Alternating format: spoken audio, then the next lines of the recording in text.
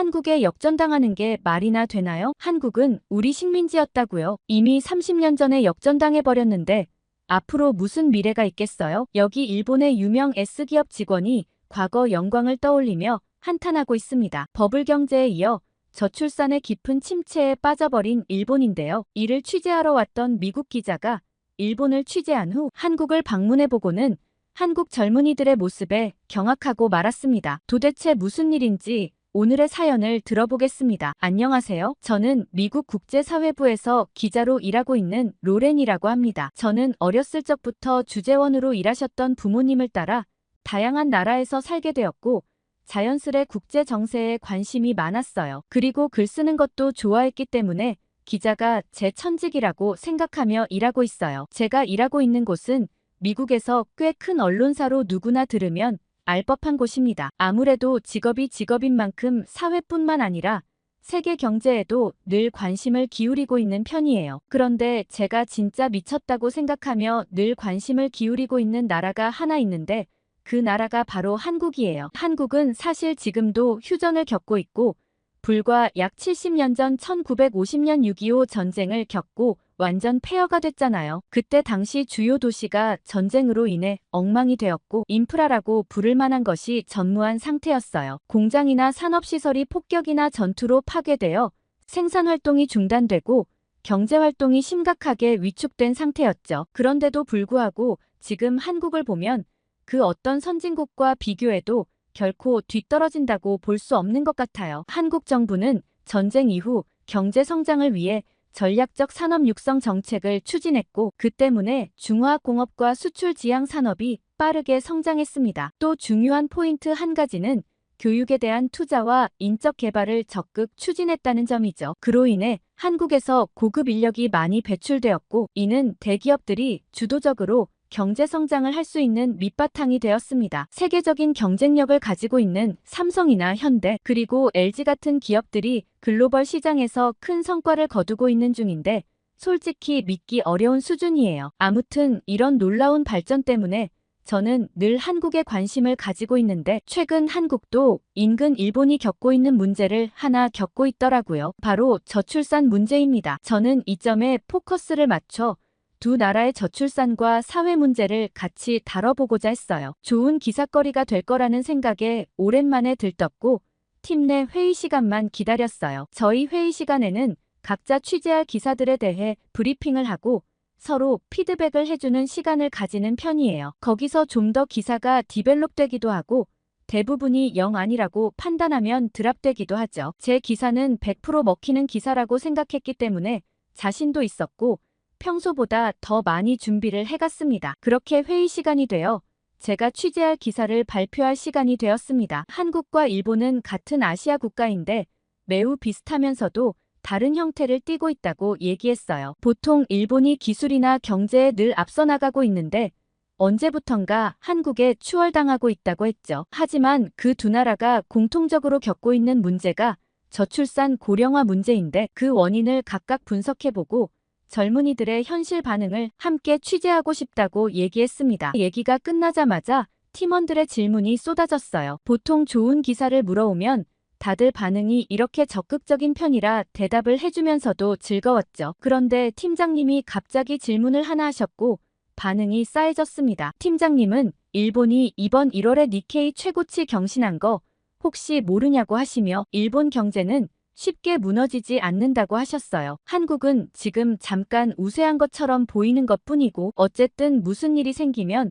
한화보다는 엔화를 더 선호하지 않겠냐며 한국은 비교가 안 된다고 하셨습니다. 저는 팀장님이 왜 이렇게 말씀하시는지 이해가 잘 가질 않았어요. 다른 팀원들도 이해가 안 간다는 눈치였지만 섣불리 누구 하나 나서서 얘기를 하지 못했습니다. 저는 1월에 니케이 최고치를 경신했지만 다시 어느 정도 조정을 받았고 그때 당시 엔화 상승에 대한 기대가 있었지만 여전히 엔화는 바닥을 치고 있다고 말씀드렸어요. 그리고 일본 대기업 중에 시장에 살아남은 대기업이 거의 없다는 말씀을 드렸죠. 사실상 브랜드 인지도에 있어서는 일본이 한참 밀리는 건 어쩔 수 없는 사실이라고 했습니다. 팀장님은 다른 팀원들 눈치가 있어 하고 싶은 말을 다 못하시는 눈치였지만 일단 진행하되 추후에 따로 기사 진행 방향에 대해 얘기할 필요가 있겠다고 하시며 다음 순서로 넘기셨어요. 속이 부글부글 끓어올랐지만 뭐라 말 한마디 할 수 없는 직장인의 서름에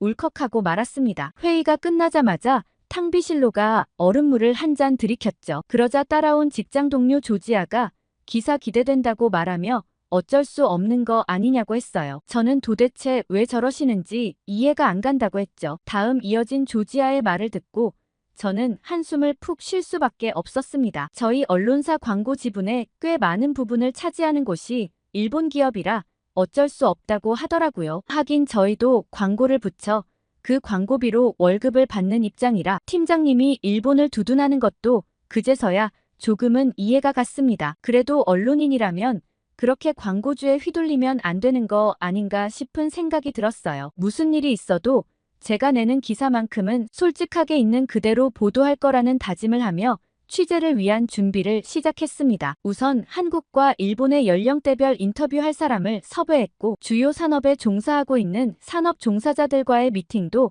따로 잡아두었어요. 그리고 저는 같이 갈 촬영 감독님을 정해야 했는데 요새 올림픽이다 대선이다 해서 다들 바쁘시더라고요. 저 말고도 다들 촬영 감독님을 찾느라 분주한 느낌이었어요. 그러다 우연히 신입 촬영 감독님을 한 분 발견했는데 사실 들어온 지 얼마 안 된 분이라 좀 주저할 수밖에 없었어요. 베테랑 감독님과 가면 제가 따로 요구하지 않아도 알아서 촬영을 잘 해주시는데 보통 신입과 함께 가면 제가 취재 말고도 신경 써야 할 게 너무 많아 좀 꺼리게 되거든요. 아마 다들 그런 불안함에 신입 감독님 스케줄이 여유로운 것 같았는데 제겐 선택지가 없었습니다. 비행 날짜가 다가왔기 때문에 어쩔 수 없이 신입 감독님께 같이 가자고 제안할 수밖에 없었죠. 그렇게 감독님과 사전 미팅을 위해 만나던 날 저는 감독님의 얼굴을 보고 깜짝 놀라고 말았습니다. 아시아 계열의 사람이었던 거죠. 새로 들어오신 분이었는데다가 스케줄표에 제이라는 이름만 나와 있었기 때문에 생각도 못했는데 어느 나라 사람일까 궁금했어요. 속으로는 너무 묻고 싶은 게 많았지만 차마 묻지 못하고 업무 얘기만 잔뜩 했습니다. 미팅을 하면서 저는 생각보다 일머리가 빨리 돌아가는 것 같은 느낌에 괜찮을지도 모르겠다는 느낌이 들었어요. 제가 촬영하고자 하는 내용이나 기사에 대해 이미 다 읽어왔고 관련 자료까지 찾아봤더라고요. 꽤 성실하게 준비해온 덕분에 미팅이 금방 끝났습니다. 그러고 여행을 가기로 한 날 공항에서 만났고 저는 비행 시간이 길었기 때문에 노트북으로 영화를 잔뜩 받아왔습니다. 제이도 뭔가 다운받아왔는지 각자 노트북과 패드를 켜서 할 일을 하려는데 저는 노트북을 열자마자 좌절하고 말았어요. 노트북 배터리가 5%밖에 안 돼서 금방이라도 꺼질 것 같았죠. 긴 시간을 어떻게 가야 하나 정말 절망스러웠습니다. 제가 옆에서 절망에 빠진 표정을 하고 있으니 제이가 무슨 일이냐고 물어봤어요. 저는 배터리가 5%밖에 되지 않아 영화 보긴 글렀다며 긴 시간 동안 뭐 할지 걱정이라고 했어요. 그러자 제이는 혹시 괜찮으면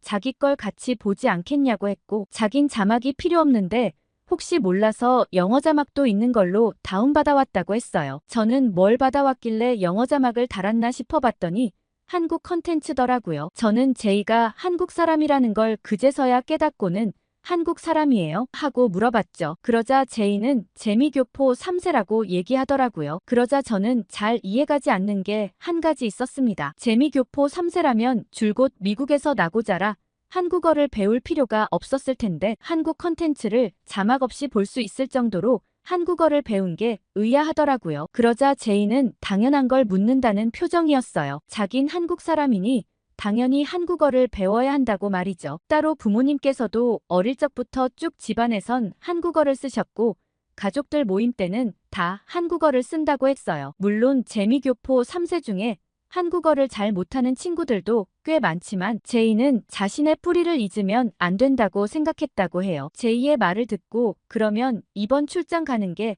꽤 의미 있는 일이겠네요? 라고 물었고 제이는 그래서 더 열심히 준비했다고 했어요. 한국에는 이때까지 2번 정도 부모님과 가봤지만 업무로 가는 건 처음이고 한국을 알릴 수 있는 기회가 될 수 있으니 제대로 촬영하고 싶었다고 했어요. 그제서야 제이가 그렇게 열심히 준비해온 게 이해가 가더라고요. 그렇게 제이와 이야기를 하다가 제이가 다운받아온 한국 컨텐츠를 같이 보기로 했어요. 제이가 다운받아온 시리즈물은 스위트홈 2였어요. 스위트홈 3가 곧 넷플릭스에서 공개되는데 이 시리즈물도 미국에서 엄청 인기가 많은 호러물이었거든요. 그래서 시즌 3까지 나왔다고 보는데 사실 저는 호러물은 즐기지 않아서 스위트홈이 아무리 넷플릭스에서 인기가 많다고 해도 선뜻 손이 가질 않았거든요. 그런데 이건 제2의 태블릿이니 제가 어쩔 수는 없는 거잖아요. 너무 별로면 자야겠다고 핑계대고는 진짜 잠이라도 청해야겠다 생각하고는 제2의 태블릿 화면 속 스위트홈에 집중했습니다. 그런데 저는 드라마가 시작된 지 얼마 되지 않아 박진감 넘치는 스토리에 푹 빠졌습니다. 마냥 무서울 거라 생각했는데 그 속에서도 탄탄한 스토리가 뒷받침되어 제가 무서워하는 호러물도 계속 보게 되는 힘이 있더라고요. 저는 뛰어난 연출과 배우들의 연기에 제이와 함께 드라마에 몰입하여 시간이 흐르는지도 몰랐어요. 채 드라마가 끝나기도 전에 일본에 도착했다는 안내방송이 나왔죠. 일본 공항에는 여행 온 관광객들이 정말 많이 보였습니다. 엔화가 정말 바닥을 치고 있기 때문인지 세계 각지에서 몰려온 관광객들로 공항이 북새통이었어요. 사람이 워낙 많아서 한참 입국 심사를 기다렸다가 시내로 이동할 수 있었습니다. 처음 만난 일본인 쿠미는 20대의 청년층이었어요. 쿠미는 프리타족으로 원할 때마다 아르바이트를 하며 사는 사람이었죠. 쿠미의 말에 따르면 프리타족은 두 부류로 나뉘는데 시간을 자유롭게 쓰길 원하거나 귀찮아서 평생 직장을 가질 생각이 없는 사람을 의미한다고 했어요. 쿠미는 후자라고 했죠. 아르바이트를 하면 크게 책임질 일도 없고 언제든 일을 그만두고 다시 시작할 수 있으니 편하다고 했어요. 일본에는 저출산의 여파로 기업들의 인력난이 심해지고 있고 대졸자뿐만 아니라 고졸이어도 기업에 쉽게 일자리를 구할 수 있다고 했습니다. 옛날에는 직장을 가질까 생각해보기도 했지만 굳이 필요성을 느끼지 못했다고 했어요. 프리타로 일하건 신입사원으로 일하건 버는 돈은 크게 차이가 없는 데다가 힘든 아르바이트의 경우 수입이 더 많을 수도 있다고 했죠. 일본에서 버블 경제가 생긴 이후로는 임금 동결이 심해져서 이런 현상이 생겼다고 했습니다. 게다가 만약 기업에 취업을 했다 하더라도 전반적인 일본의 경제 상황이 나아지지 않는다고 했죠. 일본 부모님 세대들은 열심히 일하고 기업에 취직하면 보너스도 많이 받고 월급도 많아 받을 수 있는 시대였지만 지금은 그렇게 모으는 게 아무 의미가 없다는 말을 했어요. 버블 경제가 생기고 요즘에는 엔화까지 떨어져서 관광객들은 정말 많이 놀러와서 여행하고 있지만 그 관광객들 때문에 물가가 올라서 생활하기가 굉장히 팍팍하다고 했습니다. 저는 쿠미의 말을 듣고 그러면 더 일을 하거나 안정적인 직장을 구하는 게 마음이 편하지 않나요? 라고 물었고 쿠미는 굳이 왜 그래야 하죠? 라고 오히려 제게 되물었어요. 일본에서는 언제든 일을 구할 수 있으며 아무리 돈을 많이 모아도 물가가 오르는 속도를 절대 따라잡을 수 없기 때문에 욕심을 버리고 편하게 사는 게 좋다고 했습니다. 당연히 출산이나 결혼은 생각하지도 않는다고 했죠. 게다가 자기가 지금 이렇게 나와서 일하고 있는 것만으로도 일본 정부에서는 고마워할 거라는 얘기를 했어요. 그 얘기를 듣고 깜짝 놀랐습니다. 원래 쿠미는 1년 전만 해도 꽤 오랜 기간 집 밖으로 나오지 않고 방 안에서만 지냈다고 했어요. 그걸 일본에서는 히키코모리라고 부르는데 생각보다 꽤 많은 젊은이들이 백수 생활을 하며 부모님들이 벌어주는 돈으로 집안에서만 생활하는 사람들이 많다고 했죠. 최근 이런 히키코모리들이 나이가 들어 40, 50대로 접어들었고 80대 고령의 부모가 무지개 결혼도 하지 않은 50, 60대 히키코모리를 연금으로 부양하는 사회 문제까지 생겼다고 했습니다. 일부 나이든 히키코모리들은 부모가 사망했는데도 생활비가 없으니 사망한 부모의 시체를 방치하고 부모의 연금을 부정수급하는 경우까지 생기고 있다고 했어요. 그거에 비하면 아르바이트라도 하고 있는 본인이 훨씬 낫지 않겠냐고 얘기했습니다. 쿠미와 인터뷰를 통해 들은 사회 문제는 꽤 심각하다고 느껴졌습니다. 히키코모리 얘기까지는 이미 사전조사를 통해 알고 있었지만 나이든 히키코모리들이 연금을 부정수급하는 문제까지 생기고 있다니 일본 입장에서는 보통 골치 아픈 일이 아닐 수 없다는 생각이 들었거든요. 그렇게 쿠미와 인터뷰를 마무리하고 일본의 S기업에 다니시는 중년층 다이스케를 만나러 갔습니다. S기업은 일본에서 전자제품 그리고 엔터테인먼트 산업에서 세계적으로 유명한 기업이에요. 그런데 다이스케는 만나자마자 내내 한숨을 쉬었습니다. 옛날에 S기업에 다닌다고 하면 다들 부러워하던 시절이 있었다고 했어요. TV와 오디오 그리고 영상 기기를 만들었고 우리 회사가 세계에서 가장 뛰어난 회사였던 시절이 있었다고 말이죠. 1990년대 초반까지만 해도 한국 S기업은 비비지도 못하는 수준이었다고 했습니다. 그런데 1990년대 후반부터 시장의 판도가 바뀌었다고 했어요. 그때 한국 기업의 전략을 보고 미쳤다고 생각했대요. 당시 시장에서는 제품력이 좋고 가격이 비싸거나 제품력이 좀 떨어지더라도 가격이 저렴한 제품들 위주였다고 했어요. 그런데 한국 기업이 등장하면서 가격이 합리적이면서도 제품력이 뛰어난 기기들이 등장하기 시작했고 한국 S기업이 TV와 모바일 기기 분야에서 급성장하며 글로벌 시장에서 입지를 다져나갔다고 했습니다. 그런데 일본 기업은 과거의 영광만 생각하고 시장이 원하는 흐름을 읽지 못했고 시대에 뒤떨어진 판단으로 주요 사업들을 전부 한국에 내어줄 수밖에 없었다고 했어요. 그리고 지금은 헤드폰이나 게임기 같은 소형 가전만 만들고 있는데 너무 자존심 상한다고 했죠. 쿠미나 다이스케와 인터뷰를 하면서 일본은 저출산 문제가 쉽게 해결되지 않겠구나 생각했습니다. 일본의 주요 산업도 점점 쇠퇴하고 있는 데다가 젊은 층은 근로 의욕을 아예 상실한 것처럼 보였거든요. 그렇게 저희는 일본에서의 일정을 마무리하고 한국으로 넘어갔습니다. 우선 한국 20대는 이제 막 입사한 신입사원 소영과 인터뷰를 진행했습니다. 소영은 지방에서 올라와 서울에서 취업을 했는데 집값이 너무 비싸 힘들다고 얘기했어요. 저는 그러면 지방에서 계속 살면 되지 않냐고 물었더니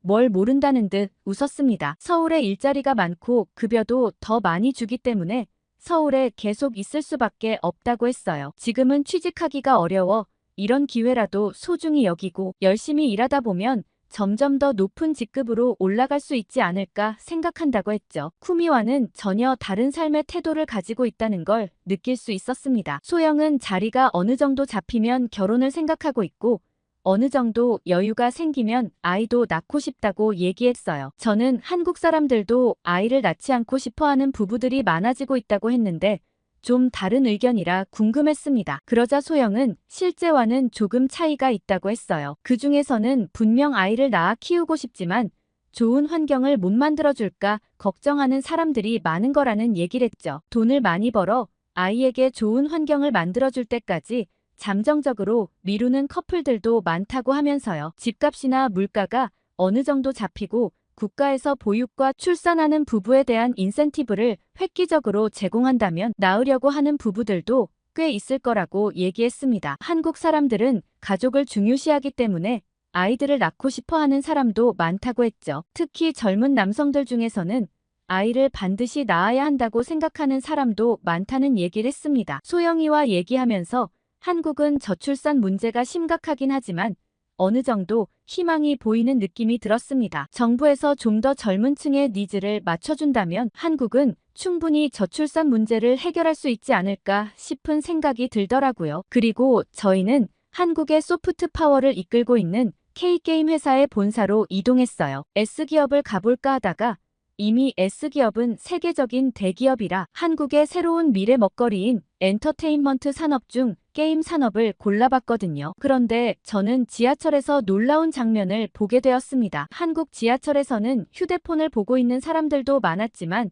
공부를 하고 있는 장면도 꽤 많이 볼 수 있었어요. 개중에서는 이동하는 틈새 시간을 내어 강의 영상을 보거나 무언가를 외우는 사람들이 많이 있었습니다. 일본에서는 이런 장면을 보기가 굉장히 힘들었는데 한국은 열심히 사는 청년들이 정말 많이 있더라고요. 제가 이 장면을 보고 제이와 한국 젊은 사람들 진짜 대단하다고 얘기하자 제이가 자기의 먼 친척 얘기를 해주었어요. 한국에서는 노량진이라는 고시촌이 있는데 다들 그곳에서 미래를 꿈꾸며 작은 고시원에서 열심히 공부하고 있다고 하더라고요. 한국 사람들은 뭐든 열심히 최선을 다해서 하는 사람들이 많아 젊은 친구들이 취업난을 어떻게든 극복해보려 노력하고 있다고 말이죠. 그래서 한국 젊은이들은 자격증도 굉장히 많고 외국어는 기본으로 잘한다고 얘기했습니다. 저는 이런 모습을 보면서 한국이 지금은 취업난을 겪고 있지만 우수한 인재들이 많아서 걱정할 필요는 없겠다는 생각이 들었어요. 일본은 자리가 있는데도 불구하고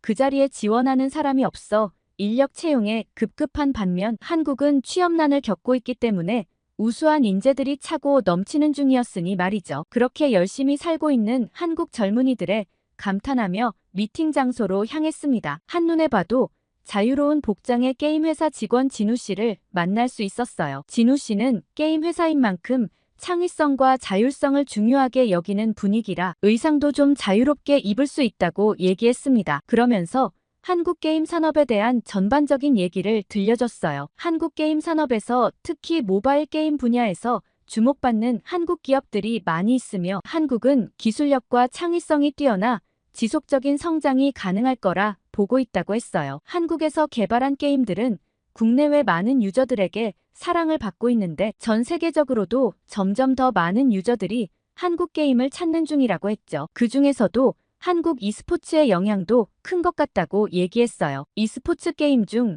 리그 오브 레전드에서 유명한 프로플레이어인 페이커라는 선수가 있는데 물론 리그 오브 레전드는 미국의 게임 개발사에서 만든 게임이지만 늘 한국의 팀인 T1이 우승을 차지한다고 했어요. 그래서 전 세계 게임을 좋아하고 e스포츠를 즐기는 유저들이 페이커에 먼저 관심을 가졌다가 페이커의 나라에서 만든 한국 게임에도 흥미를 보이고 있다는 말을 덧붙였습니다. 최근 사우디아라비아에서 게임 산업 유치를 위해 막대한 돈을 쏟고 있는데 얼마 전 사우디아라비아의 e스포츠 월드컵에서도 한국의 팀이 초대 챔피언에 등극했다고 했죠. 결승전에서 중국 톱 e스포츠 TES 팀을 세트스코어 3대1로 꺾어버렸다는 얘기도 덧붙였어요. 저는 한국의 e스포츠나 게임 산업의 가능성이 무궁무진하다는 생각이 들었습니다. 한국에서는 드라마나 K-팝 같은 컨텐츠 외에도 게임 산업에서도 두각을 드러내고 있으니 미래 먹거리는 거의 한국이 좌지우지하고 있다는 생각이 들었습니다. 그렇게 일본과 한국을 겪어보니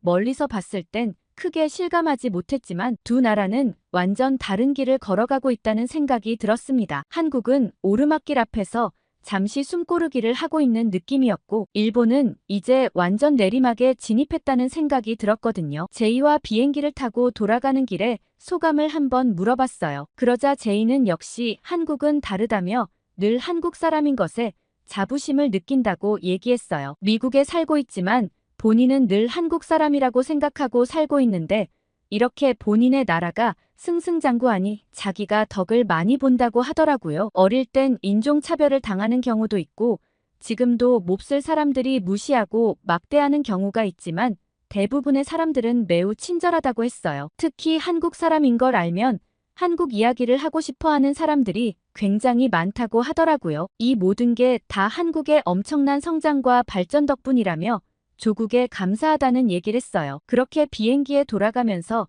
저는 이번 취재를 통해 겪은 점을 써내려가기 시작했습니다. 워낙 인상적인 것들이 많아 조금이라도 기억이 희석되기 전에 생생하게 쓰고 싶은 마음에 피곤한 줄도 모르고 비행 내내 기사를 썼어요. 광고주가 어떻게 보든 말든 상관없이 하고 싶은 말을 그대로 썼습니다. 그리고 일본에서도 현실을 직시하고 새로운 시대를 맞을 준비를 하지 않는다면 더 큰 사회 문제가 생기지 않을까 싶기도 했어요. 한국 기사를 쓸 때마다 늘 좋은 반응이 많이 들려와서 이번 기사도 독자들이 어떻게 볼지 정말 기대가 됩니다. 다음에 또 메일을 보낼 수 있으면 기사 반응까지 같이 보내드려 볼게요. 오늘 미국의 로렌으로부터 도착한 사연 어떻게 들으셨나요? 일본 청년층 인터뷰를 보면서 정말 미래가 어둡다는 생각이 들었습니다. 그리고 열심히 사는 한국 청년들이 대견하기도 하고 안타깝기도 하더라고요. 그러나 우리 기성세대가 그래왔던 것처럼 성실히 일해 나가다 보면 한국도 다시 취업의 문이 활짝 열리는 그런 시대가 올 수 있지 않을까 기대합니다. 오늘 사연이 좋으셨다면 좋아요와 댓글 많이 부탁드립니다. 다음에 더 재밌는 사연으로 돌아오겠습니다. 여러분의 사연 제작소 감동필름이었습니다.